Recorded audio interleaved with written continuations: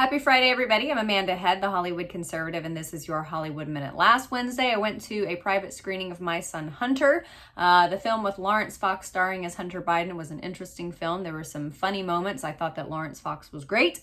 But the Independent UK, which is a leftist rag over across the pond, gave it a predictably and unsurprisingly bad review. But the author of the review, a guy named Lewis Chilton, way buried in the article, 7 paragraphs down, admits that even though he said he called it a bald-faced work of conservative agitprop, but then he admits that there were things in the movie that he didn't know that are true.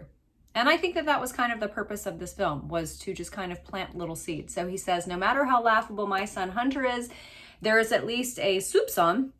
Haven't heard that word in a while. Then again, I'm not an uppity Anglophile, or like this guy is, or a Frenchie. But anyway, a soupçon of reality to it. Several times the film had me rushing to Google, where I discovered that this or that piece of unflattering Biden trivia was rooted in fact. And I think that was the point of the film. A lot of people probably watched it and sat there in denial that any of it was true, but it was just about planting the seeds.